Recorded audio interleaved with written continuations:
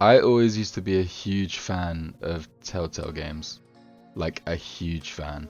Almost every single game they put out, I adored. I just love choice-based games, even though a common complaint with those games is the fact that the choices don't ultimately matter and you still end up kind of in the same place with whatever you choose, apart from some variation in the endings. I just think they're all so great, and the video I'm currently working on is a Walking Dead ranking video, with all the Walking Dead Telltale games. But every game they were putting out was just banger after banger. The Wolf Among Us is incredible. Even shit like Minecraft Story Mode, I thought was genuinely really fun. So seeing a new game made by the ex-devs, another like choice-based game, I was ecstatic.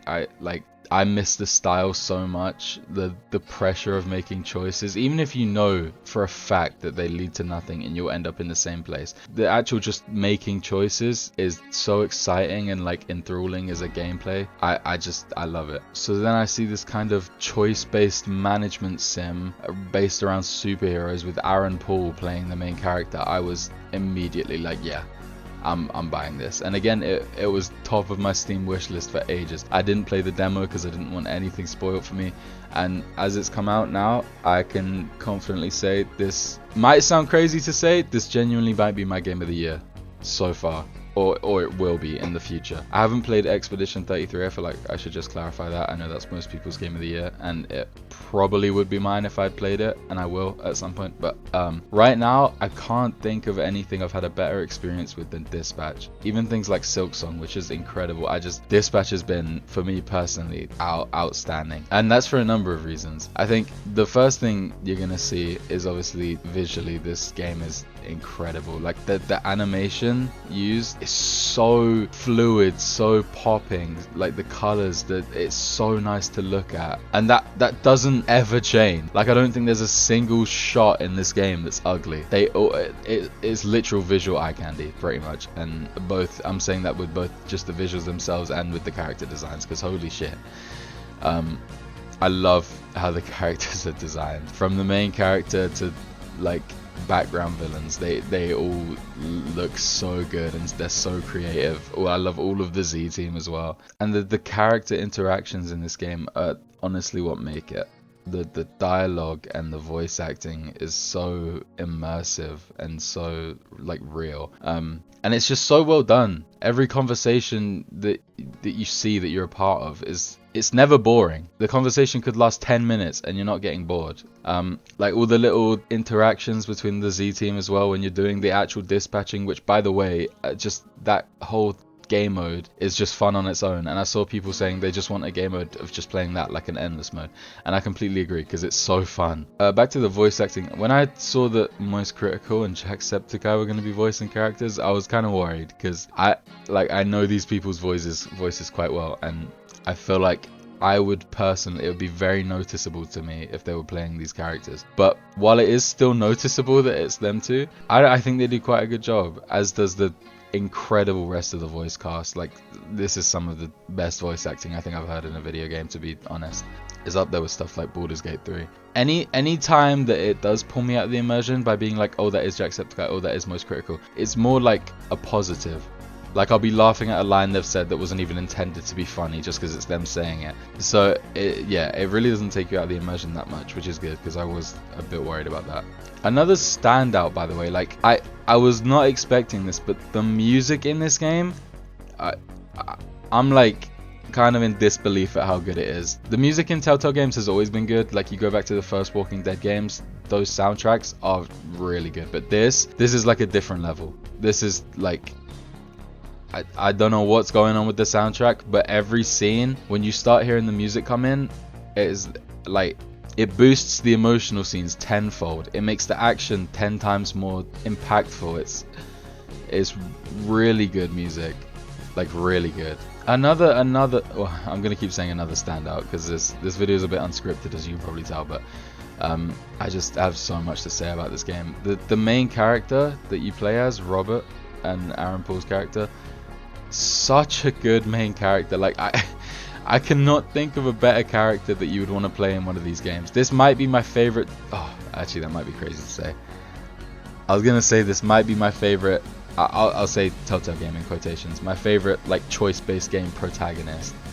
Which, thinking about it, I love Bigby. I think he's definitely above Bigby, but Lee, and Clementine, he might be by the end of the series. He might. I mean, we're only halfway, and I'm already this ecstatic about this game.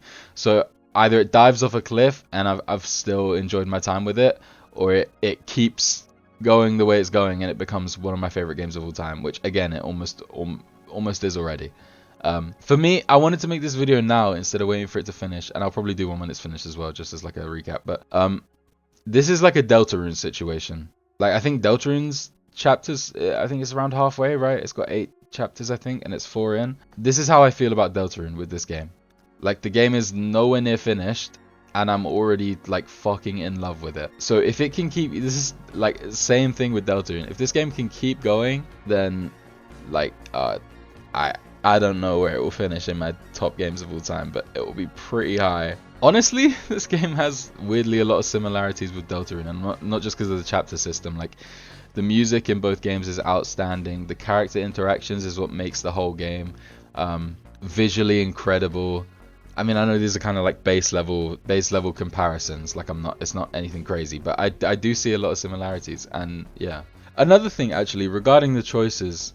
Like I said, common complaint with Telltale games, choices don't really matter until the ending, or like it's going back to the first Walking Dead game, which I love. Even I can admit, like, it's save Doug or Carly, but whoever you save, they died in a couple episodes anyway, so again, it doesn't really make a difference, just a few character interactions. But I mean, I don't personally mind that. It hinders the replayability a little bit, or like quite a lot, but you don't know that they would have died anyway when you're playing this game. Unless you've had something spoiled for you, you don't know anything. So the choices you make, even if they don't matter, you don't know that. So you still feel like they could matter, which while you're playing still makes it a great experience. But these last 2 episodes, 3 and 4, they've had choices that really do matter.